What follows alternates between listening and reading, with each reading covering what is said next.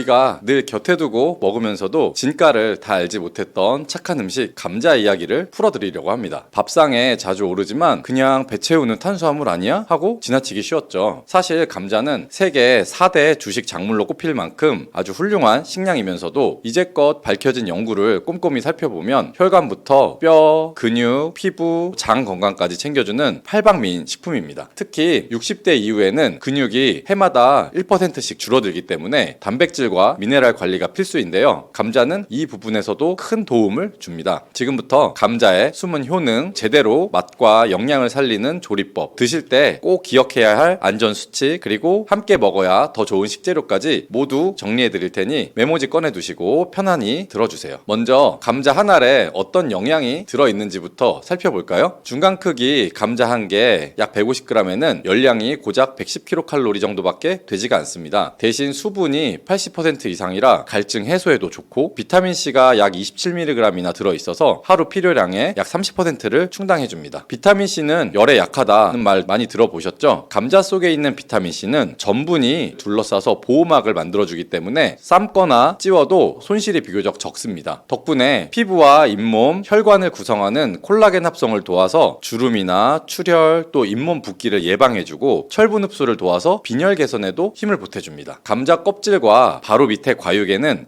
클로로겐산이라는 폴리페놀 항산화 물질이 아주 듬뿍 들어있습니다. 이 성분은 세포 노화를 막아주고 몸속의 과산화지제를 줄여서 피부 탄력과 주름 관리, 또 심장질환 예방, 그리고 암세포 억제에도 긍정적인 역할을 한다고 알려져 있습니다. 콜레스테롤, 중성지방이 높은 분, 혈당이 들쑥날쑥한 분, 살이 잘 찌는 체질이신 분에게 아주 꼭 필요한 자연 항산화제가 되겠죠. 감자 한 개에는 바나나 한 개보다 많은 칼륨이 숨어 있는데요. 칼륨은 몸속의 나트륨을 밖으로 내보내서 혈압을 부드럽게 낮춰주고 다리 부종과 경련을 완화해줍니다. 자다가 종아리에 쥐가 자주 나는 분은 아침에 쪄서 껍질째 드신 감자 한 개가 아주 훌륭한 칼륨 보충제가 될 수 있습니다. 게다가 마그네슘도 하루 권장량의 약 10%가량이 들어있어서 근육 이완과 심장 박동 안정에도 한몫을 해주죠. 단백질 이야기도 빼놓을 수가 없는데요. 감자 100g의 단백질 함량은 약 2g 남짓이지만 질이 뛰어나다는데 그 의미가 있습니다. 네덜란드 연구에서 흡수율 그리고 아미노산의 균형을 따져서 100점을 넘으면 최고급 단백질이라 불렀었는데 달걀, 카제인과 함께 감자가 그 명단에 이름을 올렸습니다. 캐나다 연구도 감자 단백질을 섭취한 그룹이 근육 합성이 더 빨랐다는 결과를 내놓았죠. 날마다 달걀 한두 개와 껍질째 찐 감자 한두 개를 같이 드시면 동물성, 식물성 단백질을 균형 있게 받아서 근육이 빠지는 속도를 늦추고 힘찬 일상을 유지하실 수가 있습니다. 이쯤 되면 좋은 건 알겠는데 그럼 어떻게 먹어야 영양 손실을 줄일 수 있을까 궁금하실 텐데요. 감자를 조리할 때 효능 변화가 큰 영양소가 바로 클로로겐산입니다. 생감자 껍질 1g엔 1mg 정도 들어있는데 삶으면 0.6mg으로 줄어들고 찌면 오히려 1.6mm까지 늘어난다는 실험 결과가 있습니다. 이는 찌는 과정에서 효소의 활성이 살아나고 물에 녹아서 빠져나가지 않기 때문인데요. 반면에 구울 때는 약 200도씨 이상 고온을 오래 가해서 폴리페놀이 대부분 파괴가 되고 튀기면 기름과 열이 만나서 발암물질인 아크릴아마이드가 생길 수 있어서 피하는 것이 좋습니다. 결론은 그래서 간단합니다. 깨끗이 씻어서 껍질째 찐 감자가 영양 보존율 1등입니다. 찔 때는 찜통 뚜껑에 물방울이 다시 떨어져서 과육이 물러지지 않도록 면포를 한 겹 덮어주시면 식감이 훨씬 좋습니다. 그럼 생감자즙 이야기도 한번 해볼까요? 위궤양, 위염이 잦은 분은 공복에 생감자즙을 한 컵 마시면 위산 과다로 인한 통증을 완화하는데 도움을 받을 수가 있습니다. 만드는 요령은 간단한데요. 깨끗이 씻어서 싹과 녹색의 껍질을 잘 도려낸 감자 반 개를 사과 조각 그리고 비트 조각과 함께 믹서에 넣고 물을 반 컵 정도를 부어서 곱게 갈아주시면 바로 완성이 됩니다. 다만 감자가 찬 성질이 강하기 때문에 배가 찬 분들이나 평소 장 트러블이 잦은 분은 한 번에 종이컵 절반 정도의 양만 드시고 따뜻한 물이나 여기에 생강차를 곁들이시면 속이 편안하실 겁니다. 감자는 글루텐이 없어서 밀가루 알레르기가 있는 분도 부담 없이 드실 수 있다는 장점이 있습니다. 대신 혈당 걱정이 있는 분은 양 조절이 중요한데요. 감자 자체의 혈당 지수는 밥보다는 약간 낮지만 익히는 방식이 이 당의 수치를 결정하게 됩니다. 구운 감자나 말랑하게 삶은 감자는 전분이 노화되지 않아서 혈당을 빨리 올릴 수가 있습니다. 껍질째 찐 뒤에 식혀서 먹으면 저항성 전분이 늘어나 혈당 상승이 완만해져서 당뇨가 있으신 분이라면 찐 뒤에 식혔다가 다시 살짝 데워 먹기 방법을 권합니다. 감자만 단독으로 많이 먹으면 탄수화물 과잉이 될 수 있기 때문에 여기에 삶은 달걀, 달걀, 그릭 요거트, 삶은 콩과 한 접시에 담아서 단백질과 식이섬유를 함께 챙기시면 혈당 관리에도 훨씬 유리합니다. 이제 감자 먹을 때 주의사항도 짚고 넘어가 봐야겠죠. 감자의 싹과 녹색 부분에는 솔라닌이라는 독성 알칼로이드가 들어있습니다. 열을 가해도 쉽게 분해되지가 않아서 이걸 드시게 되면 메스꺼움, 설사, 두통이 생길 수가 있기 때문에 반드시 도려내고 드셔야 합니다. 겉이 주름지고 물렁한 감자, 흠집이 깊거나 곰팡이가 핀 감자, 그리고 빛에 노출이 돼서 군데군데 초록빛이 도는 감자는 과감하게 버리시길 권합니다. 만성 신장질환으로 칼륨 제한을 받으시는 분은 한 번에 작은 감자 반 개 정도만 드시고 드시기 전에 물에 얇게 썰어서 약 30분 이상 담가 칼륨을 일부 빼내는 방법도 기억해 두시면 좋습니다. 감자와 궁합이 맞는 음식도 여러 가지인데요. 앞서 말씀드린 달걀과의 궁합은 근육과 뼈 건강에 최고이고, 김치, 된장, 청국장처럼 발효된 짠 음식을 곁들이면 칼륨이 나트륨 배출을 도와주기 때문에 짠맛의 부담을 낮출 수가 있습니다. 오븐 대신에 에어프라이어에 껍질째 반으로 썬 감자와 양파, 버섯을 넣고 180도에서 10분 정도만 돌려도 소금에 절인 듯한 감칠맛이 살아나는데, 여기에 마늘, 파슬리, 올리브유를 살짝 뿌려주시면 혈관 보호 효과가 배가 됩니다. 찐 감자를 으깨서 요구르트 대신에 무지방 그릭 요거트, 아보카도와 함께 섞으면 마요네즈 없이도 아주 고소한 감자 샐러드를 즐길 수가 있으니 콜레스테롤 걱정이 있는 분도 안심하고 드실 수가 있겠습니다. 그리고 식사 타이밍도 중요한데요. 아침에 식욕이 없을 때 밥 대신 껍질째 찐 감자 두세 조각과 삶은 달걀, 견과류 한 줌, 따뜻한 두유 한 컵을 드시면 포만감이 오래 가기 때문에 점심에 과식하는 것을 막아줄 수가 있습니다. 저녁에는 감자를 너무 늦게 많이 드시면 칼륨, 수분 때문에 밤새 소변이 잦아질 수가 있어서 오후 6시 이전에 드시는 것이 좋고, 그 이후에는 양파나 버섯, 브로콜리 같은 가벼운 채소로 마무리하시는 편이 좋습니다.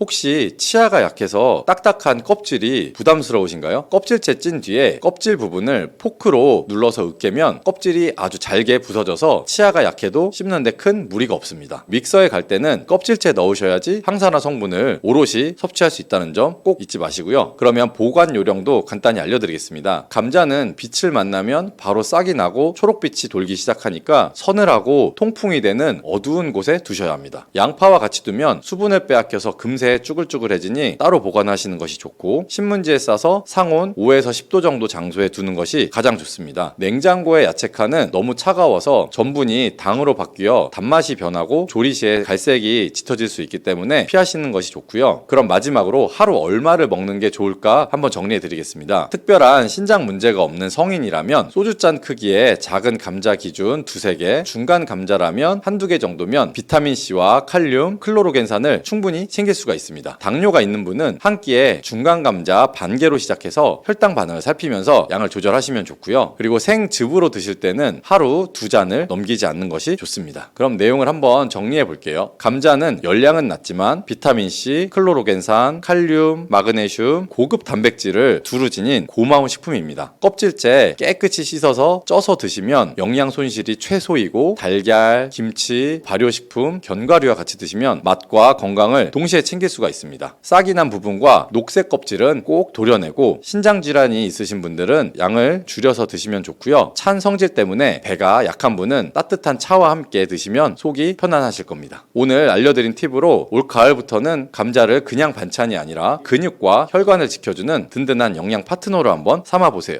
은퇴 후에 혈압약 2가지를 복용 중이던 70대 남성 A씨는 점심에 김 파래국수를 즐겨 먹으면서 또 도시락김을 간식으로 하루에 약 10봉씩 드셨습니다. 그랬더니 6개월 뒤에 혈중 TSH가 0.1로 떨어져서 갑상선 기능항진 진단을 받았고, 담당 내과에서 김 섭취를 주 2, 3회로 줄이도록 하자 약 3개월 만에 이 TSH가 정상 범위로 돌아왔습니다. 또 반대로 혈색소가 약 10 정도로 빈혈이 있었던 60대 여성 B씨는 식사마다 김을 2장씩 약 8주간 곁들였더니 다리 저림이 줄어들고 또 혈색소가 12 정도로 개선이 되었습니다. 철분의 흡수를 돕는 비타민C와 철분 자체가 동시에 작용한 덕분인데요. 이처럼 같은 김이라도 개인의 체질과 또 질환에 따라서 정반대의 결과를 불러올 수가 있기 때문에 편안한 변화인지 혹은 또 불편한 변화인지 우리 몸의 신호를 확인하면서 드시면 좋겠습니다. 혹시 그렇다면 김을 평소 평생 드시지 말고 포기해야 하는 분들도 있을까요? 다음에 세 가지 경우는 전문가 상담 없이 김을 너무 자주 드시면 좋지 않은데요. 첫 번째는 요오드 조영제 알레르기가 있는 분인데요. 조영제의 반응은 단순히 요오드 분자 단독 반응은 아니고 조영제의 구조물 때문이지만 실제 임상에서는 해조류의 섭취 후에 두드러기나 호흡곤란이 나타나는 사례가 보고가 되기 때문에 주의가 필요합니다. 그리고 두 번째는 일일 소금 제한이 약 4g 미만인 신부전 말기 환자인데요. 김 자체 나트륨은 높지 않아도 기름 또 소금 양념이 변수가 되기 때문에 불필요한 염분을 추가할 우려가 있습니다. 그리고 세 번째는 페닐 케톤요증 환자입니다. 김 단백질에 아미노산인 이 페닐알라닌이 많기 때문에 의사의 지시량을 초과하게 되면 뇌신경 쪽에 독성이 생길 수도 있습니다. 하지만 김은 이렇게 드시면 뼈가 아주 튼튼해지고 막힌 혈관이 뻥 뚫릴 수도 있습니다. 요즘 K푸드 인기를 한몸에 받고 있는 김의 숨은 영양과 또 위험성, 그리고 60대 이상 어른들께 꼭 맞는 섭취 방법을 한번 꼼꼼히 짚어드리도록 하겠습니다. 영상을 끝까지 보시면 김이 왜 바다의 불로초인지, 또 어떻게 하면 약이 될 수 있고 어떻게 하면 또 독이 될 수 있는지 머릿속에 확실하게 새겨지실 겁니다. 그럼 먼저 김을 한눈에 파악해 볼 텐데요. 김은 크게 재래김과 돌김, 또 파래김 세 갈래로 나누는데요. 재래김은 육안으로 붉은기가 약간 돌고 향이 좀 순하며, 돌김은 파래가 섞여서 진녹색을 띠고 바삭함이 강하며, 파래김은 초록빛이 선명하면서 구웠을 때 풀향이 짙게 납니다. 세 종류 모두 단백질과 미네랄이 풍부한 것은 같지만 미세하게 다른 향미가 있어서 입맛에 따라 골라 드시면 좋습니다. 다만 돌김과 파래김은 바다 바닥 가까이서 자라기에 중금속 농축이 재래김보다 살짝 높은 경향이 있습니다. 그래서 평소에 갑상선, 또 신장, 그리고 간이 약하신 분이라면 돌김, 파래김보다는 재래김 위주로 섭취하시는 편이 안전할 수 있습니다.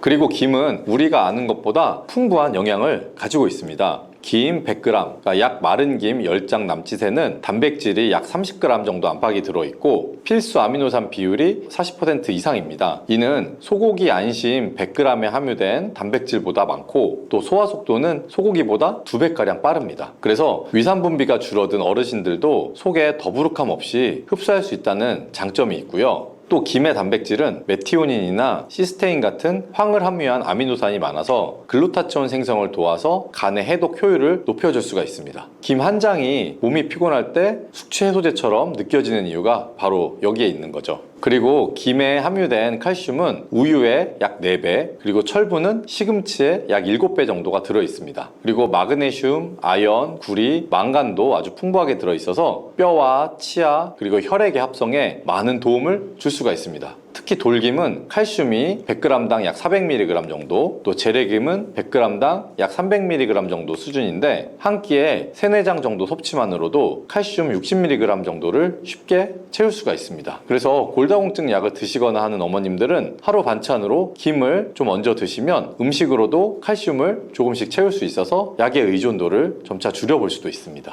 그러면 비타민 쪽도 한번 살펴볼 텐데요. 김에는 비타민C가 레몬보다 많다고 알려져 있지만 숫자로 보면 마른 김 100g에 약 110mg 정도 내외입니다. 그런데 문제는 우리가 한 번에 그만큼을 다 먹지 않는다는 거죠. 그래서 김만으로는 비타민C를 충분히 못 채우니까 귤이나 키위, 그리고 파프리카 같은 다른 과일이나 채소를 함께 드시는 것이 좋고요. 반면에 비타민 A 전구체인 베타카로틴과 비타민 B1 그리고 B2는 김 소량 섭취만으로도 필요한 양을 수월하게 채울 수가 있습니다. 특히 비타민 B군은 어르신들의 뇌신경을 깨워서 치매의 진행을 늦추는데 아주 핵심인데요. 김과 계란 또 현미를 같이 드시면 흡수율이 더 올라가게 됩니다. 자, 여기까지 들으시면 그럼 나 하루에 김 10장씩 먹어야겠다 하실 수도 있지만 김 섭취에도 주의하실 사항이 있습니다. 이 김에는 요오드와 알긴산 그리고 포피란 같은 해조류 특유의 성분이 아주 풍부합니다. 그래서 장점도 크지만 또 과량 섭취하게 되면 문제가 될 수 있는데요. 이 요오드의 권장 섭취량은 성인 기준으로 하루 약 150 마이크로그램이고요. 상한선은 2400 마이크로그램 정도입니다. 마른 김 한 장에 요오드가 250에서 300 마이크로그램 정도 들어있으니 김을 하루에 약 5장 이상 드시면 단숨에 상한치를 넘어갈 수가 있습니다. 요오드가 갑상선 호르몬의 원료이기 때문에 이 요오드가 부족하면 몸의 피곤함이나 탈모 그리고 체중 증가가 올 수가 있지만 반대로 과해지면 산화 스트레스가 늘어나기 때문에 하시모토 갑상선 갑상선염이나 그레이브스병 같은 자가면역성 문제를 일으킬 수가 있습니다. 실제로 내분비내과의 임상 데이터에 따르면 갑상선 기능 저하증 환자 10명 중에 3명은 김이나 미역, 다시마 섭취량을 줄였을 때 TSH 수치가 정상화되기도 했습니다. 그래서 적정 섭취량을 간단히 말씀드리자면 건강하신 분이면 하루에 약 3장 정도, 또 갑상선약을 복용 중인 분이라면 하루에 1장 또는 주 약 3회 이내로 제한하시면 좋습니다. 그리고 김에 들어있는 알긴산이나 포피라는 장에서 지방과 콜레스테롤, 중금속을 흡착해서 혈관을 깨끗하게 하지만 이것이 지나치게 되면 수용성 영양소인 칼슘이나 마그네슘, 철분의 흡수를 막을 수가 있습니다. 특히 골다공증 약이나 철분제를 드시는 날에는 알약을 복용한 후 최소한 2시간 정도 뒤에 김을 드셔야 약효가 떨어지지 않습니다. 반대로 변비가 심할 때는 알긴산과 이 포피란이 변의 수분을 끌어들여서 배변을 부드럽게 해 도움이 될 수도 있습니다. 그리고 다음은 중금속 이슈인데요. 납이나 수은, 알루미늄, 카드뮴 같은 중금속들은 한번 체내에 들어오게 되면 반감기가 수년이 걸립니다. 그래서 김, 양식장 근해가 만약에 산업시설과 가까울수록 농도가 높아지기 때문에 제품 포장에서 해역을 명시한 곳, 그리고 납이 약 0.2mg 이하, 무기 비소는 0.5mg 이하 같은 표시가 있는지 확인하고 하시는 것이 좋습니다. 보통 믿을 만한 업계의 대기업 제품일수록 검사 성적서를 첨부하기 때문에 안심이 조금 더 되긴 합니다. 자, 그래도 나는 하루에 김을 꼭 먹어야 밥이 넘어간다 하시는 분이라면 여기에 마늘이나 양파, 또 브로콜리 같이 휘발성의 황화합물이 많은 식품을 함께 드셔서 이 중금속의 배출 통로를 자극해 주시면 더 좋습니다. 예를 들어 저녁에 마늘종 무침, 또 양파, 풋고추, 장아찌, 브로콜리 데침을 곁들이고 김을 싸 먹으면 중금속의 흡수율이 눈에 띄게 줄어들 수 있습니다. 그럼 다음으로는 김과 상극인 음식을 알려드릴 텐데요. 첫 번째는 미역국에 꼬막 무침 반찬인데요. 여기에다 김을 드시면 요오드, 철분, 또 인이 융합되는 폭탄이 될 수 있어서 갑상선 그리고 신장에 부담을 줄 수가 있습니다. 그리고 조미김에 명란젓 같은 젓갈류를 함께 드시면 과량의 나트륨 함량 때문에 고혈압과 또 부정맥의 위험을 높일 수가 있으니 주의하시는 것이 좋고요. 그리고 세 번째로 김구이를 하실 때는 기름을 잘 사용하셔야 하는데요. 산패된 기름은 이 콜레스테롤을 급상승시키고 혈관에 악영향을 줄 수가 있습니다. 그럼 반대로 김과 찰떡궁합인 음식들도 있는데요. 첫 번째는 김과 계란 그리고 마늘을 함께 드시면 비타민 B12와 콜린, 셀레늄, 알긴산의 영향으로 기억력을 좋게 해주고 혈관을 깨끗하게 하는 2마리 토끼를 한꺼번에 잡을 수가 있습니다. 그리고 김에 들기름을 살짝 발라서 현미밥과 함께 드시면 지용성 성분인 베타카로틴 흡수량이 높아지고 혈당을 낮춰서 당뇨 예방에 탁월한 효과를 발휘합니다. 그리고 세 번째는 김과 들깨가루 된장국을 함께 드시면 칼슘, 마그네슘을 동시에 보충해서 뼈를 튼튼하게 할 수가 있고요. 나트륨 배출에도 도움을 주어서 혈압을 낮추는 데도 효과가 좋습니다. 그리고 네 번째는 김과 아보카도 샐러드를 함께 드시면 오메가9과 우리 몸의 항산화 성분인 폴리페놀 그리고 포피란을 아주 풍부하게 섭취할 수가 있어서 피부 보습에도 효과적이고요. 그리고 콜레스테롤 수치를 낮추는데 도움을 줄 수가 있습니다. 자, 그러면 조리법도 한번 자세히 알려드릴게요. 첫 번째, 김 기본 구이인데요. 마른 팬을 약 중약불로 한 30초 정도 예열한 다음에 김을 올리고 앞면을 4초 정도, 또 뒤집어서 뒷면을 4초 정도만 살짝 쬐서 수분을 좀 날려준 뒤에 불을 끕니다. 만약에 팬 온도가 약 150도 이상 되면 비타민C 파괴가 시작될 수가 있기 때문에 짧게 구우시는 것이 좋습니다. 두 번째로 들기름을 코팅하는데요. 팬에서 내려서 약간 식힌 김에다가 들기름을 붓으로 얇게 바르고 가는 소금을 약 30cm 위에서 눈 내리듯이 뿌려서 골고루 묻히면 짠맛이 균일하게 생깁니다. 참기름보다 들기름이 리놀렌산이 높기 때문에 염증 완화에 더 효과가 좋습니다. 세 번째는 김치 김말이인데요. 묵은지 한 장을 물에 살짝 헹궈서 짠맛을 좀 덜고 여기에 김 위에다가 깔은 다음에 돌돌 말아서 팬에 뒤집어서 구워줍니다. 이 묵은지 안에 있는 유산균이 요오드의 흡수를 일부 억제해 줄 수가 있습니다. 그리고 네 번째는 김 계란전입니다. 김 2장을 겹쳐서 4 곱하기 6cm 정도로 자른 다음에 계란 2개, 다진 파, 다진 마늘에 소금 약간을 풀어서 김을 앞뒤로 적십니다. 팬에 기름을 아주 살짝만 두르고 약한 불에서 양면을 1분 정도씩만 붙여주면 됩니다. 이렇게 드시면 한 조각당 단백질 약 4g, 칼슘 약 15mg 정도를 섭취할 수가 있습니다.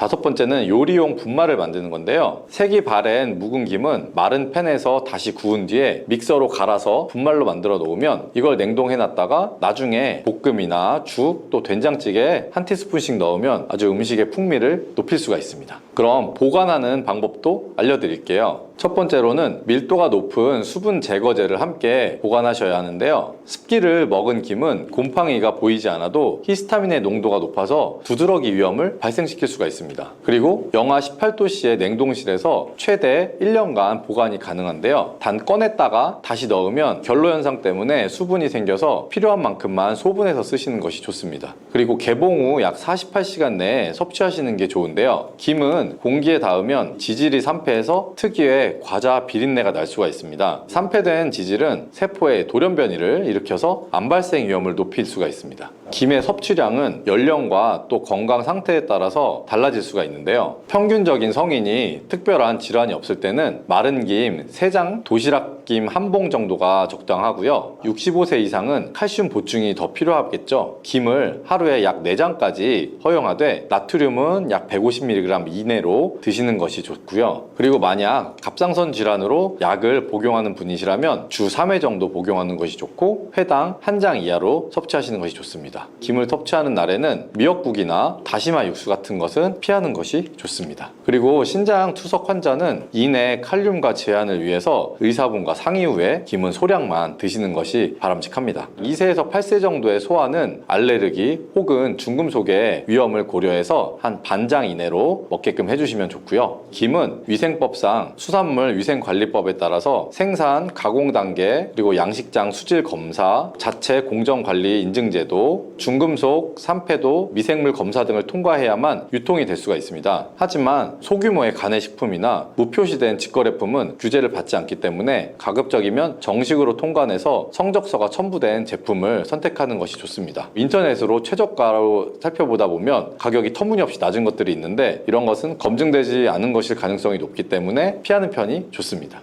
땅콩은 콩과 식물이라서 단백질이 아주 든든하고 올리브유와 닮은 불포화 지방이 많아서 혈관을 정돈해주는 아주 알찬 식품입니다. 게다가 와인으로 유명해진 레스베라트롤, 콜레스테롤 흡수를 낮추는 피토스테롤, 그리고 혈관을 넓혀주는 아르기닌, 또 몸의 세포막을 지키는 비타민 E, 엽산, 마그네슘, 구리, 망간 같은 미네랄까지 제대로만 드시면 간식이 아니라 식사와 건강에 보조가 되는 식품이 바로 땅콩입니다. 다만 잘못 먹으면 간과 췌장에 부담을 주거나 혹은 독성 곰팡이에 노출이 될 수가 있습니다. 그럼 땅콩을 어떻게 먹을 때 우리 몸에 독이 될 수가 있을까요? 첫 번째는 곰팡이 산패된 땅콩인데요. 땅콩은 기름이 절반 가까이인 식품이기 때문에 상온이나 습기에 오래 두면 기름이 산패하고 곰팡이가 자라기가 쉽습니다. 땅콩류에 생기는 곰팡이는 아플라톡신 같은 강한 발암 독소를 만들 수가 있는데요. 이 독소는 우리가 끓이거나 볶아도 사라지지가 않습니다. 혹시 한 알이라도 곰팡이가 보이면 통째로 버리시는 것이 가장 좋습니다. 아까우니까 겉만 떼고 먹어야겠다 하다가는 간을 다치게 할 수도 있다는 것을 꼭 기억하셔야 하고요. 산패도 조심해야 됩니다. 이 고소한 향이 좀 줄어들고 꿉꿉한 비린내가 나거나 약간의 크레용이나 페인트 같은 냄새가 나면 이미 산패가 어느 정도 진행이 되는 겁니다. 이거는 볶아도 냄새만 가릴 뿐 산패유의 유해성 자체는 없어지지가 않습니다. 두 번째는 과한 볶음, 또 과열한 땅콩인데요. 땅콩을 120도씨 이상 고온에서 오랫동안 가열하면 최종 당화산물이 늘고 또 일부 경우에는 아크릴아마이드 같은 발암 가능 물질이 생길 수가 있습니다. 프라이팬에 약간 태울락 말라 갈색을 넘어서 검게 탄 부분은 특히 피하시는 것이 좋고요. 집에서 볶을 때는 약한 불로 짧게 자주 뒤집어서 색이 살짝 돌 정도까지만 볶는다고 생각하시고요. 더 안전하게 하시려면 오븐에 160도씨에서 약 12에서 15분 정도 건조 굽기를 하시고 완전히 식혀서 수분을 말린 뒤에 밀폐 보관하는 것이 가장 좋습니다. 그리고 세 번째는 맥주와의 과량 섭취인데요. 땅콩은 지방이 많아서 위 배출이 좀 느린 편인데 차가운 맥주가 들어가면 위장에 혈류가 줄어서 소화가 더뎌지고 더부룩할 수가 있습니다. 게다가 알코올이 먼저 대사되는 동안 이 지방 대사는 뒤로 밀려서 체지방 합성이 쉬워지고 간에는 지방이 쌓일 수가 있겠죠. 술이 꼭 필요하시다면 차라리 기름이 적은 단백질 안주, 두부나 생선 부위에 소량의 삶은 땅콩을 곁들임 정도로 드시는 것이 좋습니다. 그리고 네 번째는 멸치볶음에 땅콩을 기름을 듬뿍 넣은 건데요. 사실 이게 씹는 재미는 좋아도 영양학적으로는 상극이 됩니다. 땅콩의 피틴산이 멸치의 칼슘 흡수를 방해해서 칼슘의 보충 효과를 갉아먹게 됩니다. 그래서 멸치에는 꽈리고추나 파프리카 또는 일반 고추와 같은 것들을 곁들이는 것이 좋고요. 땅콩은 따로 간식으로 드시는 것이 훨씬 낫습니다.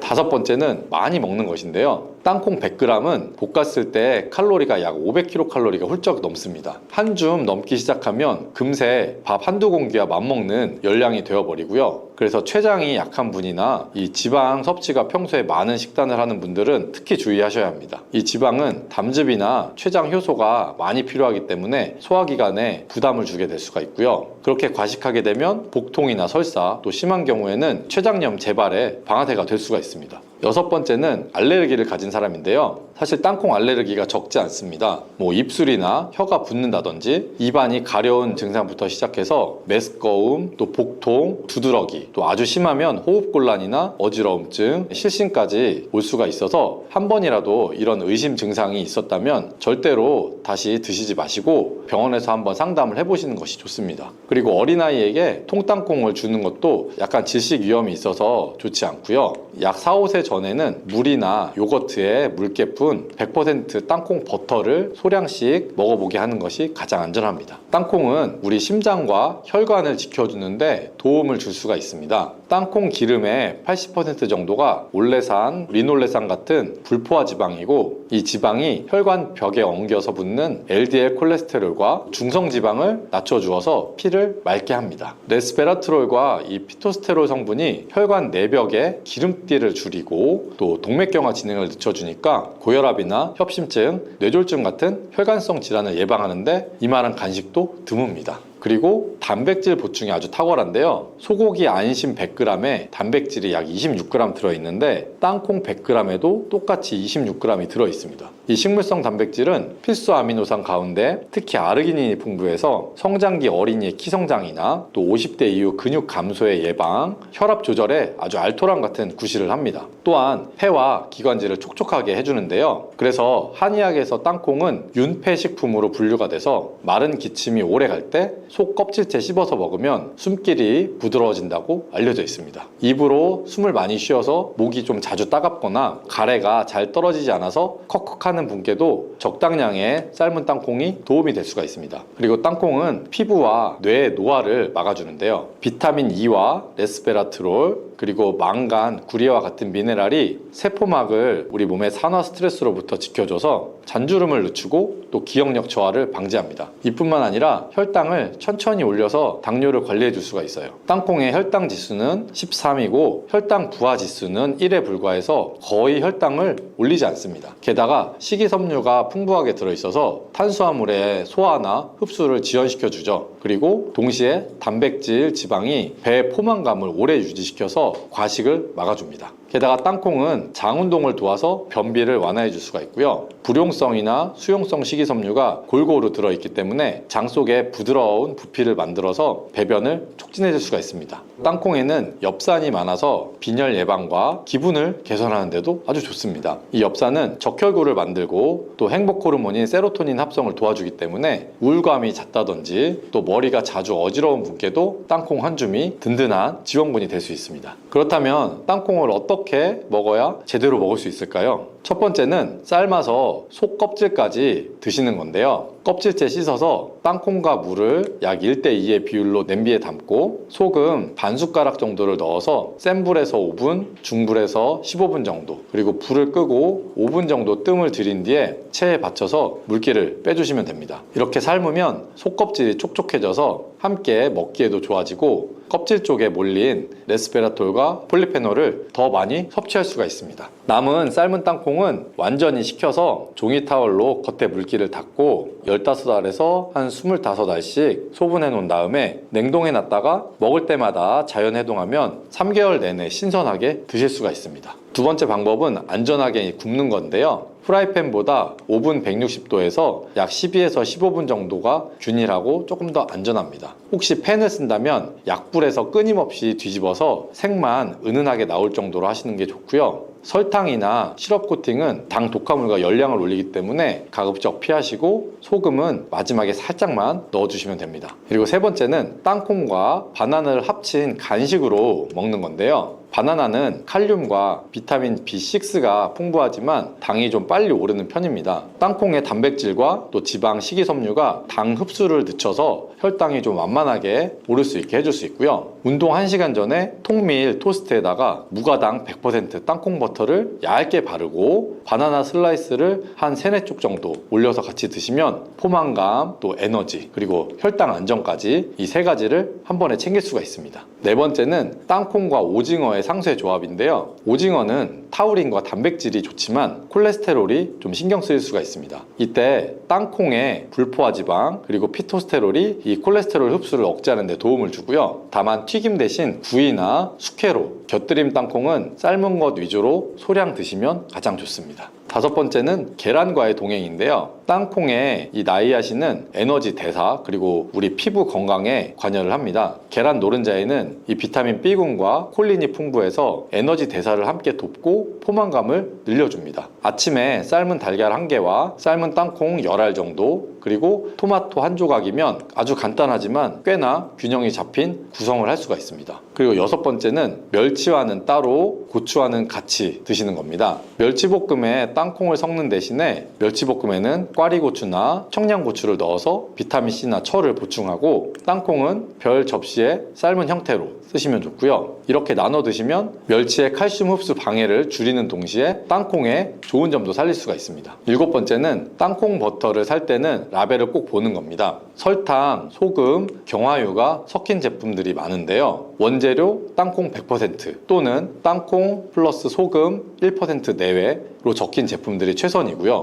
드셨을 때 기름이 위에 뜨는 건 자연스러운 분리입니다. 그래서 사용 전에 저어주시고 냉장 보관하시면 됩니다. 하루 한 큰술 정도 드시면 양은 충분하고요. 그리고 보관 방법도 이제 정말 중요한데요. 껍질째산 이제 땅콩은 통풍이 잘 되고 건조한 곳에서 약 10에서 15도씩 그늘에 놓으시면 좋고요. 집에서는 이 온도를 만들기가 약간 어렵기 때문에 먹을 양만 남기고 나머지는 지퍼백에 이제 공기를 최대한 뺀 다음에 냉동하는 것이 좋습니다. 껍질을 벗긴 볶음 땅콩은 공기나 빛, 또 습기에 취약합니다. 그래서 개봉 즉시 작은 유리병으로 옮겨 담아서 냉장 보관을 해서 약 1개월 내에 소진하는 것이 좋고요. 향이 좀 줄어들고 눅눅해지고 꿉꿉해지는 느낌이 나면 미련 없이 버리는 것이 좋습니다. 아까우니까 다시 볶아 먹어야겠다, 이런 선택은 사실 금물이고요. 산패유나 곰팡이 독소 때문에 이것은 가열로 없어지지가 않습니다. 하루의 권장량은 삶은 땅콩 기준으로 15알에서 한 20알 정도, 또 볶은 것은 한 20알 이하 정도가 적당하고요. 체중을 관리하는 중이거나 위가 좀 예민한 편이시면 하루에 10알 정도 안팎으로 시작해보면 좋습니다. 간이 약한 분이나 또 혹은 췌장염에 이력이 있거나 신장 결석 중에서 특히 이 칼슘 옥살레이트 결석이 잦은 분들은 이 양과 빈도를 더 엄격하게 조절하는 것이 안전합니다. 그리고 고혈압이 있다면 소금이나 설탕 코팅된 제품은 피하고 무염이나 무가당 제품을 당연히 고르는 것이 좋고요. 자, 여기서 이 삶는 레시피를 한 번 더 정리할게요. 겉 껍질째인 이 생땅콩을 흐르는 물에서 손으로 비벼서 흙을 충분히 제거하신 다음에 냄비에 땅콩과 물을 1:2의 비율로 넣고 소금 반 숟가락을 넣은 다음에 센 불에서 5분 정도 끓이시고 거품이 올라오면 걷어내고 중불에서 다시 15분, 그리고 불을 끈 다음에 뚜껑을 덮어서 5분 정도 뜸을 들이면 됩니다. 그리고 체에 받쳐서 물기를 완전히 빼고 식힌 다음에 속 껍질째 드시면 됩니다. 여기에다가 취향에 따라서 월계수잎 1장, 또 통후추 몇 알을 함께 넣으면 잡내가 더 줄고 향이 더 좋아질 수 있습니다. 그리고 삶은 뒤에 바로 먹지 않을 거면 완전히 식힌 다음에 종이 타월로 겉에 있는 수분을 다 닦아서 소분해서 냉동하시면 되고요. 이렇게 하시는 것이 안전과 맛 그리고 영양, 이 3마리 토끼를 다 잡는 방법이 됩니다. 그리고 볶아서 먹고 싶다면 팬보다 오븐이 낫습니다. 160도로 예열한 오븐에 땅콩을 한 겹으로 펼쳐서 시켜서 약 12분에서 15분 정도 돌려주시고 중간에 한번 뒤집어 주면 좋고요. 가장자리가 살짝 색이 돌면 꺼낸 다음에 식힌망 위에 놓고 완전히 식혀서 수분을 날리시면 됩니다. 우리가 팬을 쓰려면 약불에서 계속 뒤집으면서 타는 부분 없이 잘 굴려주는 것이 핵심입니다. 여기에 코팅이나 설탕 시럽은 가급적 피하시는 것이 좋고요. 또 로즈마리 한두 개나 파프리카 파우더 한 꼬집처럼 허브나 향신료로 풍미를 더하면 열량 부담 없이 맛의 만족도를 더 올릴 수가 있습니다. 그렇다면 언제 먹는 게 좋을까요? 당 조절과 포만감을 원하시면 식사 전에 한 10분에서 15분 전에 미리 삶은 땅콩을 한 5알에서 10알 정도를 먼저 복용하시면 좋습니다. 그리고 아침에 빵을 드신다면 100% 땅콩버터 한 티스푼 정도를 통밀빵에다가 얇게, 그리고 위에는 바나나를 3-4쪽 정도만 해서 운동 전에 이 바나나와 땅콩버터 조합으로 든든하게 배를 채우시고, 운동 후에는 달걀이나 우유, 또 두부 같은 수분이 많은 단백질과 함께 땅콩 10알 정도면 아주 회복에도 좋습니다. 밤 늦게는 위에 소화 부담을 좀 줄이는 게 좋기 때문에 한 5알에서 10알 이내로만 드시고 맥주나 탄산과의 동반은 피하시는 게 좋습니다. 땅콩은 아주 작지만 고열량인 단백질 불포화 지방 식품입니다. 삶아서 속껍질까지 먹으면 항산화 성분을 제대로 챙길 수가 있고, 볶을 때는 저온에서 짧게, 무가당, 무가염이 원칙입니다. 보관은 서늘한 곳에서 건조하고 차갑게 보관하시고, 변질이 만약 의심되면 반드시 버리시고, 개봉 후에는 최대한 빨리 복용하는 게 좋습니다. 멸치와는 같은 그릇에 넣지 말고요. 바나나, 오징어, 계란처럼 상호 보완할 수 있는 식품과 함께 소량씩 꾸준히 드셔보세요. 여러분, 우리 몸에 동맥이 막히는 과정은 콜레스테롤 수치가 갑자기 나빠져서만 생기지는 않습니다. 혈관 안쪽 벽에 상처와 염증이 생기면 우리 몸은 임시 반창고처럼 지방과 콜레스테롤을 붙여서 메우려고 합니다. 상처가 빨리 아물면 문제가 없지만 이 염증이 오래가면 그 반창고가 딱딱하게 굳으면서 길을 좁혀버리게 되죠. 이때 우리가 아는 양파의 힘이 바로 여기서 빛이 납니다. 매운맛, 눈물의 주범인 황화아릴 성분이 혈관을 부드럽게 이완시키고 피가 엉겨서 혈전이 되려는 걸 완만하게 낮춰줄 수가 있습니다. 또 양파의 대표 항산화 성분인 퀘르세틴은 나쁜 LDL이 산화가 돼서 벽에 달라붙는 과정을 막아주고 모세혈관 벽을 탄탄하게 받쳐줍니다. 그래서 혈압이 들쭉날쭉하다, 손발이 저린다, 또 얼굴이 벌겋게 달아오른다와 같은 혈관 시그널이 잦은 분께 특히 도움이 될 수 있고요. 단순히 혈관뿐만이 아닌데요. 퀘르세틴과 이 황성분은 혈당에도 좋습니다. 밥을 먹으면 당분이 피 속으로 들어가게 되고 인슐린이 근육과 간세포의 문을 열어서 당을 받아들이게 하죠. 이 양파의 성분은 문 여는 신호를 또렷하게 도와주어서 당이 더 원활하게 세포로 들어가도록 도와줍니다. 양파 자체의 혈당 지수가 낮고 또 식이섬유도 꽤 있어서 밥과 반찬 사이에서 이 혈당의 급격한 오르내림을 완화해 줄 수가 있습니다. 밥 반 공기만 먹어도 140이 수치가 넘는다는 분이 양파를 반 개에서 한 개를 꾸준히 곁들이고 약 2-3달이 지나면 공복 혈당이 1칸에서 2칸 정도 내려가는 사례가 적지 않은 이유입니다. 물론 약을 끊으라는 말씀이 아니고요. 식사 속의 양파가 혈당 관리의 보조선수로서 꽤 믿을만하다는 뜻이죠. 그리고 면역과 항염 쪽도 빼놓을 수가 없습니다. 퀘르세틴은 활성산소가 세포를 마구 긁어대는 것을 진정시킬 수가 있고요. 바이러스가 우리 세포에 달라붙는 것을 어렵게 만드는 데 도움을 줍니다. 나는 계절만 바뀌면 목이 칼칼하고 기침이 오래가, 이런 분들은 양파, 마늘, 생강을 자잘하게 다진 다음에 국이나 볶음, 달걀찜에다가 티스푼으로 슬쩍씩 넣어서 한번 드셔보세요. 기침 날 때 따끈한 양파차가 예전부터 민간요법으로 내려온 것도 같은 맥락이라고 볼 수가 있습니다. 이쯤에서 가장 많이 받는 질문이 있죠. 만약에 익히면 영양소가 다 날아가나요? 하지만 꼭 그렇지는 않습니다. 무엇을 우리가 얻기 위해서 하느냐에 따라 조리법을 고르면 되는데요. 퀘르세틴은 열에 비교적 강해서 찌거나 또 살짝 볶는 정도로는 큰 손실은 없습니다. 대신에 양파를 너무 오래, 너무 세게 볶아서 단맛을 짜내듯이 카라멜라이징하면 당이 농축이 되어서 당뇨가 있는 분에게는 이 양이 좀 중요해집니다. 반대로 생양파를 한 번에 많이 드시면 황성분이 위산을 자극해서 약간 더부룩할 수가 있습니다. 그래서 이 조리의 세기와 또 시간 그리고 목적만 꼭 기억을 하시는 것이 좋고요. 그럼 이제 양파를 몸에 이롭게 먹는 방법을 구체적으로 알려드릴게요. 첫 번째는 하루 권장량입니다. 일반 성인은 생양파 기준으로 하루 약 70에서 120g 정도가 적당한데요. 위가 약하거나 역류성 식도염이 있는 분은 처음에는 약 30에서 50g 정도로 시작해 보시는 것이 좋습니다. 생으로 먹을 때는 칼집을 내서 10분 동안 짧게 헹구는 요령이 있습니다. 양파를 세로 결로 얇게 썬 뒤에 10분 정도 그대로 두면 이 매운 성분이 날아가고 효소의 작용이 일어나서 위 자극이 줄어듭니다. 이후에 찬물에 2-3분 정도 재빨리 헹구면 매운맛이 훨씬 순해지고 생으로 드시기도 편해집니다. 두 번째는 찌기와 빠른 데치기인데요. 찜기에 겹겹이 올려서 5에서 7분만 살짝 찝니다. 물에 푹 삶는 것보다 영양 손실이 훨씬 적고 소화가 편하고요. 전자레인지를 쓰실 때는 한입 크기로 떼어서 유리 용기에다 담고 물 한 숟갈 또 랩을 덮어서 약 2-3분 정도 돌리면 끝인데요. 이렇게 쪄낸 양파는 된장에 찍거나 참깨나 들기름 그리고 소금 한 꼬집만 더해도 훌륭한 반찬이 될 수가 있습니다. 세 번째는 불 끄고 마무리 한 숟갈인데요. 양파 볶음이나 잡채처럼 불에 닿는 요리는 다른 기름으로 아주 짧게 볶고 불을 끈 뒤에 들기름이나 올리브유를 작은 술로 한 번 정도만 둘러서 섞어주세요. 양파의 항산화 효과는 살리고 들기름의 혈중 지질 개선 효과까지 더해져서 아주 혈관 친화적인 접시가 완성이 됩니다. 그리고 네 번째로는 주스와 스무디는 짧게 데친 뒤에 갈아주시는 겁니다. 생양파 특유의 자극을 줄이면서도 성분을 챙겨볼 수가 있거든요. 예를 들자면 데친 양파를 4분의 1에서 2분의 1개, 사과를 반 개 정도, 여기에 당근 4분의 1개, 물을 200ml 정도를 넣어주시고요. 혹시 당뇨가 있으면 과일의 양을 조금 줄이거나 사과 대신에 토마토로 바꿔서 당의 부담을 낮추는 센스도 필요하겠죠. 이 양파즙 제품은 한 포에 당과 칼륨이 생각보다 높을 수가 있기 때문에 혈당이나 혹은 신장이 민감하신 분이면 반포 이하 정도부터 해서 가능하면 껍질차 그리고 샐러드를 합친 조합을 추천해드립니다. 다섯 번째는 껍질의 100% 활용법입니다. 양파의 퀘르세틴은 흑살보다는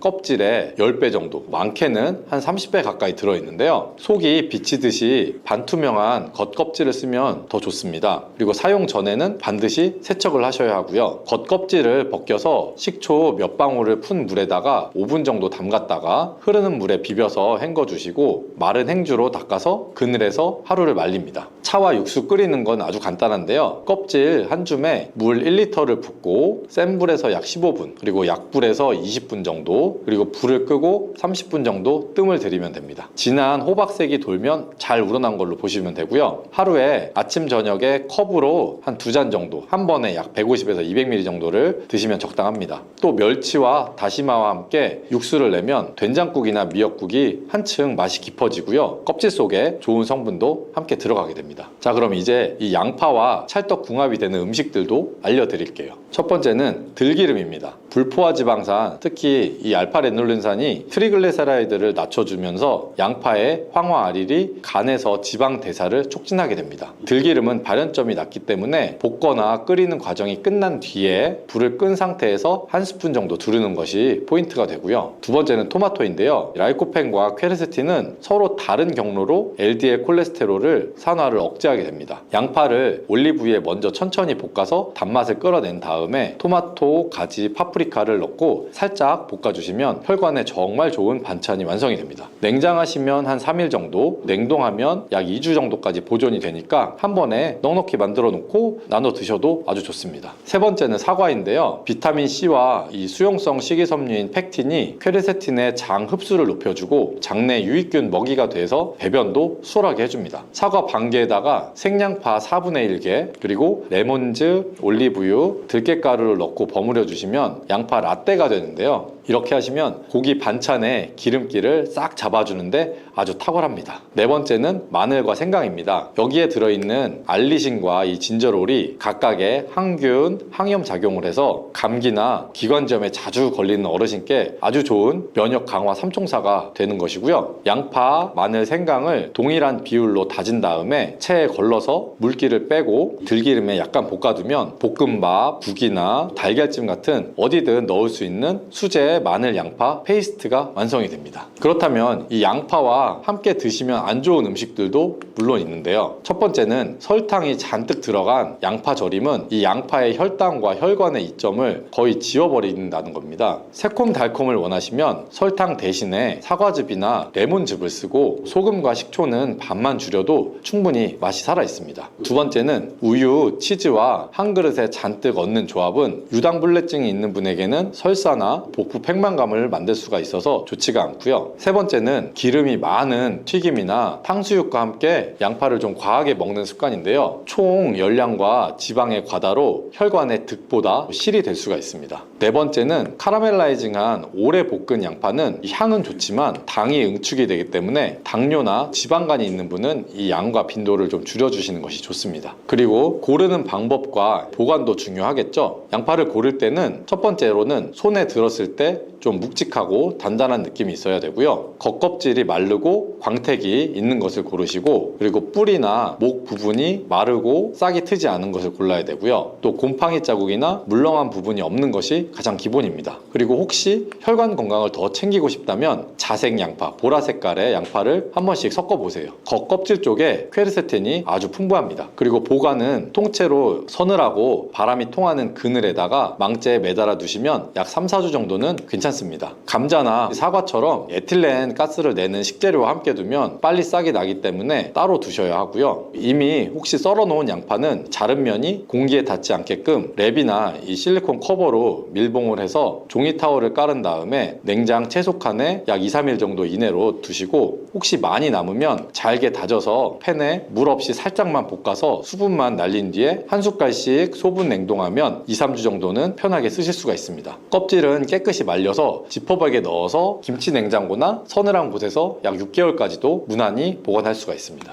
그리고 주의사항은 한번 기억해 두시는 것이 좋은데요. 첫 번째로 항응고제나 아스피린을 드시는 분은 생양파를 과하게 늘리면 멍이나 코피가 잦아질 수가 있기 때문에 하루에 생양파 50g, 익힌 양파를 포함해서 총량은 약 150g 정도로 시작해 보시고 몸의 반응을 보는 것이 좋습니다. 그리고 위염이나 역류가 심하거나 담낭이나 췌장이 약한 분들은 생양파는 아주 소량부터 쪄서 부드럽게 드시는 게 안전합니다. 그리고 세 번째로 껍질 차나 즙, 또 농축액은 칼륨이 높아서 신장 질환이 있는 분은 약간의 양 조절이 필요할 수가 있고요. 양파는 프룩탄이라는 발효성의 탄수화물이 많아서 장이 예민한 분은 가스가 차고 복부에 팽만감이 생길 수가 있습니다. 이럴 때는 잘 다져서 오래 볶거나 양파를 통째로 넣고 끓였다가 건져낸 향만 내는 방법을 써보셔도 좋습니다. 알레르기는 좀 드물지만 혹시 입술에 가려움이나 두드러기가 나타나면 중단하고 병원에서 상담을 하시는 것이 좋고요. 그리고 시중에 이 양파즙에 대해서도 우리 몸에 좋다 나쁘다 말들이 많아서 좀 헷갈리는 게 있는데요. 건강한 양파즙은 한 포에 양파가 1개 이상이 들어가서 당과 칼륨도 약간 더 농축이 되는 것이 있습니다. 특별한 질환이 없으면 하루에 한 포는 무난히 드셔도 되지만, 혹시 당뇨나 비만, 또 신장 질환이 있거나 혈당이 좀 불안정하면 반포 정도부터 시작해 보시는 것이 좋고, 아니면 껍질 차나 샐러드의 조합으로 바꾸는 편이 더 균형을 잡힐 수 있습니다.